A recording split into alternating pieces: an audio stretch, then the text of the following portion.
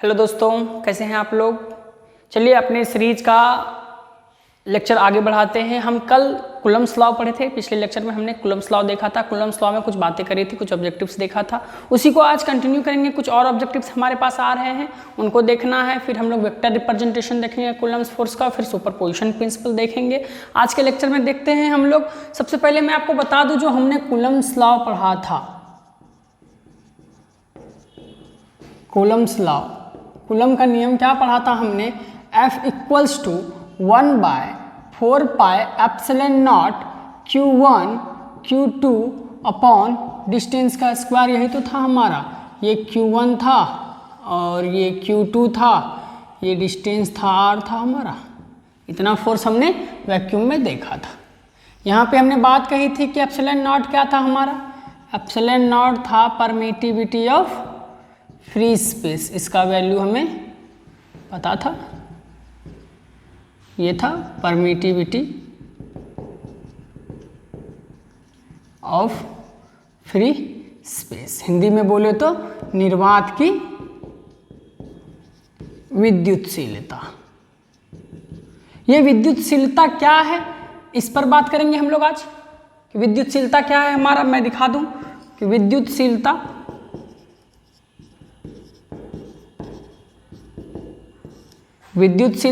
या नहीं तो इसको निरपेक्ष विद्युतशीलता, निरपेक्ष विद्युतशीलता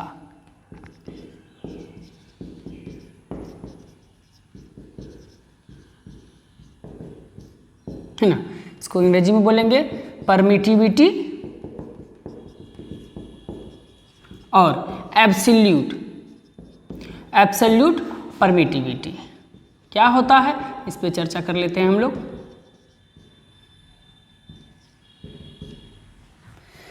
एक्चुअल में परमिटिविटी क्या है, किसी मीडियम की प्रॉपर्टी है। परमिटिविटी क्या है, किसी मीडियम की प्रॉपर्टी है। वो बताता है कि उस मीडियम में चार्ज के द्वारा कितना इफेक्ट डाला गया है। अगर मैंने दो चार्जेस को पानी में रखा है तो पानी के अंदर में उन दोनों चार्जेस के बीच कितना फोर्स लग रहा है।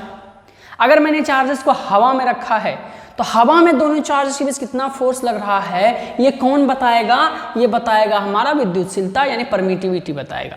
किसी मीडियम की प्रॉपर्टी है जो उस मीडियम के इलेक्ट्रिकल इफेक्ट को दर्शाता है। मैं लिख सकूंगा यहां पे, यह किसी माध्यम का गुण है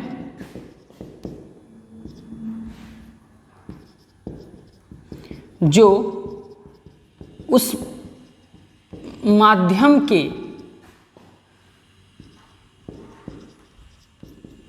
पहुंच करो, यह किसी माध्यम का गुण है जो उस माध्यम के वैद्युत प्रभाव इलेक्ट्रिकल इफेक्ट को दर्शाता है। क्या दर्शाता है, इस पर चर्चा हम लोग आगे करेंगे। हमने इसका सिंबल जो है, सिंबल लिया है एप्सिलॉन। क्या पढ़ेंगे इसको, एप्सिलॉन, ठीक है। इसका यूनिट हमारा क्या होता है, यूनिट क्या होता है इसका, बिल्कुल इसी तरह से यहां से निकाल पाएंगे। यूनिट हमारा क्या होता है, कूलम स्क्वायर पर न्यूटन मीटर स्क्वायर। इसका आप डायमेंशन भी निकाल पाएंगे उसी तरह से, बिल्कुल आप m to the power -1, l to the power -3, t to the power 4, a to the power 2। आप चाहें तो यहां से निकाल सकेंगे डायमेंशन को, यूनिट एंड डायमेंशन। ये मीडियम पर डिपेंड करता है, अलग अलग मीडियम का अलग अलग वैल्यू होता है। अब इसके वैल्यू को निकालते कैसे हैं, इस पर चर्चा करने के पहले मैं आपको बता दूं, फ्री स्पेस या फिर निर्वात, इसकी विद्युतशीलता को हमने क्या बोला है, एप्सिलॉन नॉट बोला है। एप्सिलॉन नॉट का एक डिफाइंड वैल्यू है हमारे पास 8.854 into 10 to the power -12 coulomb square पर newton metre square SI system में, ठीक है। ये वैल्यू है हमारा इसका। इस वैल्यू को आप चाहें तो याद रख सकते हैं, हालांकि क्वेश्चंस में ये दिए रहते हैं, लेकिन याद करना ज़्यादा बेनिफिशियल रहेगा आपके पास। आप याद रखेंगे, कंपटीशन वगैरह में काम आएगा आपको। फिलहाल मैं आपको बताऊं कि ये हमारा विद्युतशीलता, निरपेक्ष विद्युतशीलता क्या है, किसी मीडियम की प्रॉपर्टी है जो मीडियम के विद्युत प्रवाह इलेक्ट्रिकल इफेक्ट को दर्शाता है। इसका वैल्यू डायरेक्टली आपको क्वेश्चन में दिया नहीं रहेगा। इसको निकालने के लिए हम एक और क्वांटिटी पढ़ेंगे जिसको बोलेंगे रिलेटिव परमिटिविटी। रिलेटिव परमिटिविटी हमारा क्या होता है, इस पे चर्चा करते हैं हम लोग।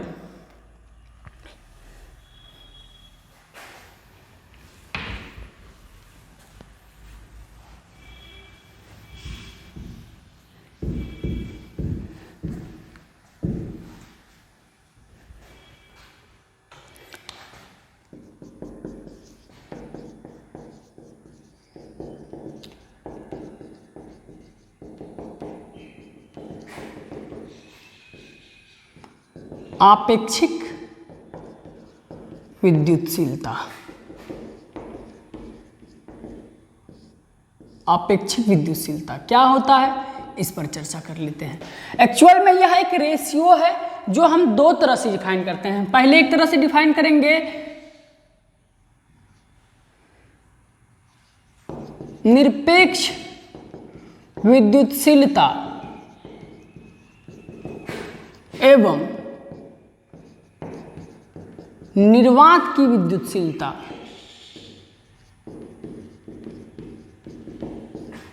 के अनुपात को क्या कहते हैं, आपेक्षिक विद्युतशीलता। आपेक्षिक विद्युतशीलता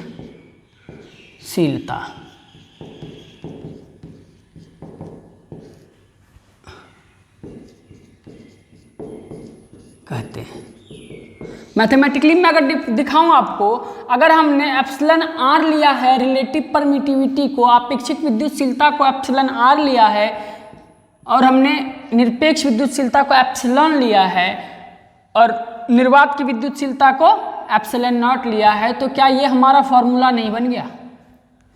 हमने संकेत क्या ले रखा है, एप्सिलन आर, किसका, रिलेटिव परमिटिविटी का। क्या इस फॉर्मूले को आगे बढ़ा के आप epsilon equals to epsilon not epsilon R नहीं लिख पाएंगे? देखिए तो हमको जो ये नहीं दिया रहता है कहाँ से निकाल पाएंगे, एप्सिलन आर का वैल्यू वो देगा, और इस वैल्यू को हम जानते हैं, तो इस वैल्यू को हम निकाल पाएंगे। क्लियर है? अब हमारा कूलम्स फोर्स किसी भी मीडियम के लिए, किसी भी माध्यम के लिए कितना हो जाएगा बताइए हमको, F equal to 1/4 pi epsilon not epsilon R Q1 Q2 upon R square हो जाएगा। क्लियर है? अभी मैं आपको यहां पे दिखाऊं एक बात और, कि ये जो एप्सिलन आर है हमारा, इस पर चर्चा करते हैं। क्या एप्सिलन आर हमारा, देखिए यहां से देखिए आप, एप्सिलन आर हमारा एप्सिलन अपॉन एप्सिलन है, विद्युतशीलता अपॉन विद्युतशीलता है, तो क्या इसका कोई भी मात्रक होगा? मात्रकहीन होता है।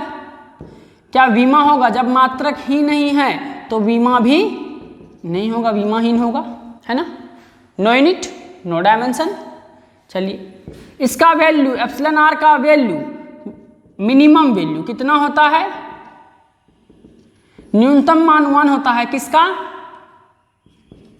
निर्वात का, निर्वात का, या हवा का भी बोल सकते हैं। लगभग इतना ही होता है, कुछ पॉइंट में अंतर होता है लेकिन लगभग इतना ही होता है। एप्सिलन आर एक हवा का, निर्वात का सबसे छोटा वैल्यू। एप्सिलन आर हमारा इन्फिनाइट होता है, किसका, कंडक्टर्स का, चालकों का। एप्सिलन आर कितना होता है, इन्फिनाइट होता है हमारा, आप यहीं पे लिख पाएंगे। एप्सिलन आर 80 या 81 होता है, किसका, वाटर का। एप्सिलन आर का वैल्यू 4 होता है, किसका, कांच का, या फिर आप ग्लास भी बोलते हैं इसको, इसका। इस तरह से बहुत सारे वैल्यूज ईटीसी में लगा देता हूं, बहुत सारे वैल्यूज आप लिख पाएंगे। इनको याद रखने की जरूरत नहीं होती, हमें क्वेश्चन में वो दिया हुआ होता है, फिर हम उसको न्यूमेरिकल को करते हैं। अभी क्वेश्चंस करेंगे तो वहां देखेंगे आपको एक वैल्यू वो दिया रहता है आपके क्वेश्चन में। ठीक है, यहां तक बात हुई। एप्सिलन आर पे कुछ और भी बातें कर लेते हैं हम लोग आगे। चलिए देखते हैं।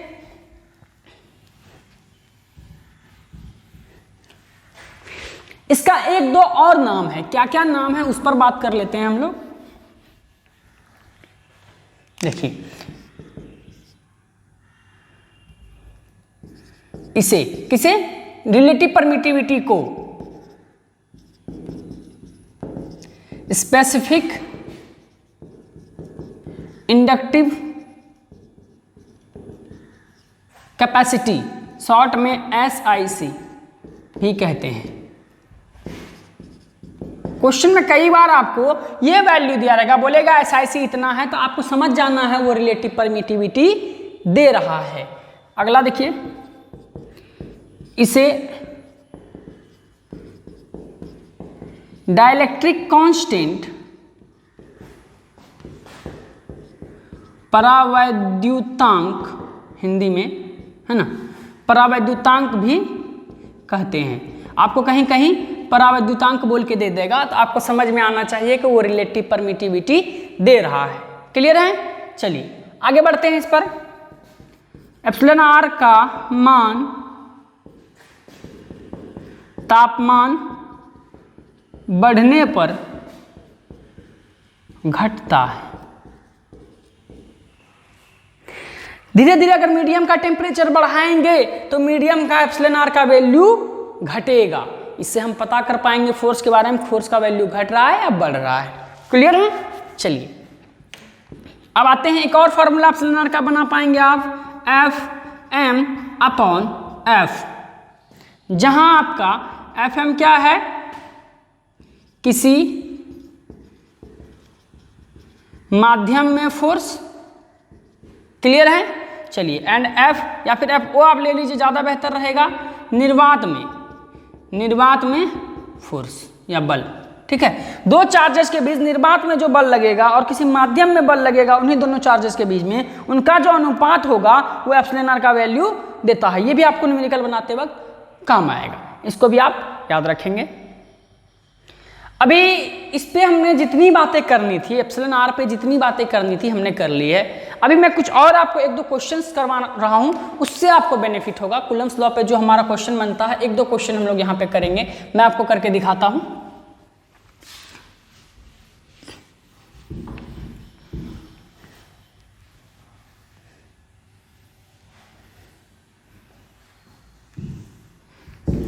अब एनसीईआरटी के क्वेश्चंस कर पाएंगे एक्सरसाइज के 1.1, 1.2 एंड 1.3, ये आप कर पाएंगे एक्सरसाइज से, और आप कर पाएंगे 1.12, 1.13, ये सारे क्वेश्चंस कर पाएंगे आप। अब ट्राई करिए घर में, आपसे बनेगा नहीं बनेगा एक सेशन हम एनसीईआरटी के क्वेश्चंस को लेके भी आएंगे, तब तक आप ट्राई करते रहें। फिलहाल एक क्वेश्चन ले लेते हैं हम लोग। देखिए, दो चार्जेस, एक Q1 है, दूसरा Q2 है, हमारा दो चार्ज है, इनको 3 सेंटीमीटर की दूरी पे रखा गया है। Q1 का मॉड है -2 माइक्रोकूलम एंड Q2 का मॉड है +3 माइक्रोकूलम। देन इनके बीच लगने वाला, इन दोनों चार्जेस के बीच लगने वाला फोर्स का वैल्यू पता करिए। कहाँ पे? वैक्यूम में, निर्वात में, है ना, निर्वात में पता करिए कितना फोर्स लग रहा। अभी हमने पढ़ा, फोर्स का फॉर्मूला पढ़ा, बताइए, 1/4 pi epsilon not into Q1 Q2 upon R², यही तो पढ़ा हमने। क्या मैं ये वैल्यू नहीं लिख सकता? यहाँ पे लिखिए, आप लिख पाएंगे। अच्छा, इसका वैल्यू कितना है आपका, आप जान रहे हैं, 9 × 10⁹। क्लियर है? Q1 हमारा ऐसा सिस्टम में नहीं है, पहले बदल लेंगे, -2 × 10⁻⁻6 कूलम। Q2 कितना है? 3 × 10⁻⁻6 कूलम अपॉन डिस्टेंस कितना है आपका? 3 सेंटीमीटर। सेंटीमीटर को पहले मीटर में बदल लेंगे, चलिए स्क्वायर। अब जो वैल्यू आएगा आपका वो आप लिख सकेंगे। यहाँ माइनस है एक, तो माइनस आगे आ गया, ठीक है। 9 × 2 × 3, यहाँ पे देखिए स्क्वायर है, उड़ गया। चलिए, यहाँ 4 पावर है, ऊपर आ जाएगा, देखिए कितना हो जाएगा, आप कर पाएंगे। यहाँ पे जब आप इस वैल्यू को हल करेंगे तो कितना आएगा आपका, 6 × 10⁻1, कितना आ जाएगा, -60 न्यूटन। ये माइनस साइन क्या बता रहा है आपको? माइनस साइन बता रहा है आपको कि आपका फोर्स कैसा है, अट्रैक्टिव या रिपल्सिव। माइनस साइन याद करिए, नेगेटिव वैल्यू हमने आपको कराया है, क्या होगा माइनस साइन, मतलब बल कैसा है, आकर्षण का बल है। दो विपरीत आवेश हैं, एक नेगेटिव है एक पॉजिटिव है ना। आकर्षण बल लग रहा है, कितना बल लग रहा है, इतना न्यूटन लग रहा है। इस तरह से क्वेश्चन आप कर पाएंगे। इसी क्वेश्चन में मैं एक बात कह दूं कि अगर इस पूरे अरेंजमेंट को अगर हमने पानी में डुबो दिया तो फोर्स कितना हो जाएगा, या फिर ग्लास में डुबो दिया, कांच के अंदर रख दिया तो फोर्स कितना हो जाएगा। हालांकि मैं कांच के अंदर, ग्लास के अंदर या फिर पानी के अंदर रख रहा हूं तो मीडियम बदल रहा हूं, किसी एक मीडियम में डाल रहा हूं, तो देखेंगे फोर्स कितना हो जाएगा। चलिए मैं आपको कांच में डाल के दिखाता हूं, आप पानी में भी डाल के कर सकोगे। मिटाओ इसको, चलिए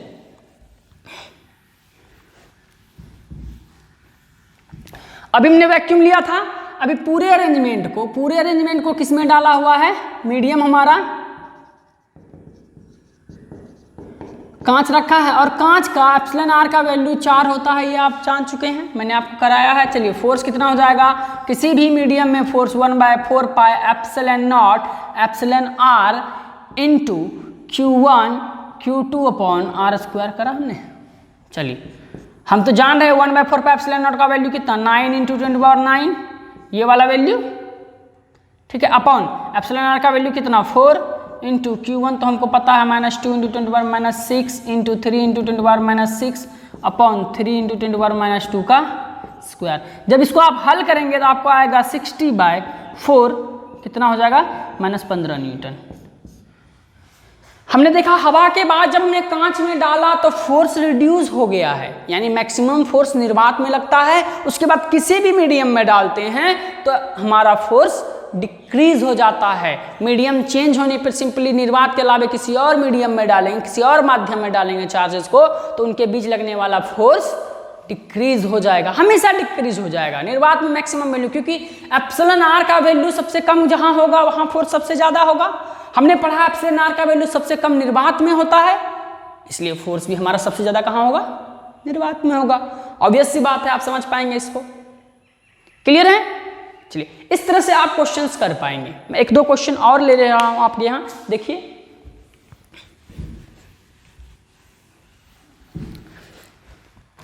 अभी क्या करते हैं, एक क्वेश्चन लेते हैं। देखिए कि दो चार्जेस को Q1 एंड Q2 को R डिस्टेंस पे रखा है तो फोर्स कितना लग रहा है, F फोर्स लग रहा है। कंडीशन क्या देगा, क्वेश्चन आप गौर से सुनिए मेरी बातों को, मैं क्वेश्चन लिख नहीं रहा। क्या क्वेश्चन है कि Q1 और Q2 को R डिस्टेंस पे रखा है तो फोर्स कितना लग रहा है, F लग रहा है। अगर मैं डिस्टेंस को, है ना, डिस्टेंस को 2 गुना कर दूं, कितना कर दूं, 2 गुना कर दूं, तो फोर्स कितना गुना बढ़ जाएगा या घट जाएगा, कितना गुना हो जाएगा। क्वेश्चन समझ में आया। अब करते हैं, पहले हमारा फोर्स F दिया हुआ है कितना, 1/4 pi epsilon not Q1 Q2 upon R square दिया हुआ है। कंडीशन के हिसाब से हमारा नया फोर्स कितना हो जाएगा, 1/4 pi epsilon not Q1 Q2। Distance कितना गुना बढ़ा दिया है हमने, 2 गुना बढ़ा दिया है, तो R के जगह पे 2R का स्क्वायर हो जाएगा। चलिए इसको सॉल्व करिए, 1/4 pi epsilon not Q1 Q2 upon R square, 4R square simply. यहाँ से हम इनको 1/4 को अलग कर लेंगे, into 1/4 pi epsilon not Q1 Q2 upon R square. ये वाला वैल्यू जो है हमारा इस F के बराबर है कि नहीं, इस F के बराबर है कि नहीं, तो यहाँ हम F लिख देंगे, यानी F डैश नया फोर्स हमारा 1/4 इंटू F हो गया, यानी जो नया फोर्स है हमारा पुराने फोर्स के 4 गुना घट गया है। आपने पढ़ा है force is inversely proportional to distance का स्क्वायर। अगर हमने चार्जेस के साथ कोई छेड़छाड़ नहीं करी है, सिर्फ डिस्टेंस के साथ छेड़छाड़ किया है, तो क्या हो जाएगा, इनवर्स स्क्वायर में घटेगा फोर्स। अगर डिस्टेंस 2 गुना हो गया है तो फोर्स 4 गुना घट जाएगा, डिस्टेंस 3 गुना बढ़ गया है तो फोर्स 9 गुना घट जाएगा, डिस्टेंस 4 गुना बढ़ गया है तो फोर्स 16 गुना घट जाएगा। इस तरह से आप देखिए इनवर्स रिलेशन में काम करता है। क्लियर है, यहां तक आपने क्या पढ़ा, कूलम्स लॉ पे कुछ न्यूमेरिकल्स देखे हमने। अब हम कूलम्स लॉ में मेन जो हमारा बात है, रिस्ट्रिक्शन है हमारा वो दो चार्जेस के लिए है। हम सिर्फ दो चार्जेस के बीच ही कूलम्स फोर्स को लगा पाते हैं। क्लियर है? कूलम्स फोर्स को हम कहां लगा पाते हैं? सिर्फ दो चार्जेस के बीच लगा पाते हैं। ये सबसे बड़ा डिमेरिट है। अभी क्या है ना, मान लीजिए कहीं पे आपका, मैं इसको मिटा दूं, मान लीजिए कहीं पे आपका तीन चार्ज का सिस्टम है, Q1, Q2, Q3। अब बोल रहा है कि इस Q2 में कितना फोर्स लग रहा है। इस पर ये भी फोर्स लगा रहा है, ये भी फोर्स लगा रहा है। दोनों फोर्स लगा रहे हैं अगर बताइए तो हम कैसे निकालेंगे? पहले एक बार यहां कूलम्स लॉ लगाएंगे, फिर एक बार यहां कूलम्स लॉ लगाएंगे, फिर देखेंगे इस पे कितना फोर्स लग रहा है, फिर दोनों फोर्स को जोड़ेंगे। तो जोड़ने के लिए हमको एक लॉ पढ़ना पड़ेगा, एक नियम पढ़ना पड़ेगा, जो कि हमको वेक्टर एडिशन के लिए यूज होता है। उसको हम सुपरपोजिशन प्रिंसिपल बोलते हैं, जो कि अभी के क्लास में हम लोग पढ़ेंगे। ठीक है, चलिए बंद करो।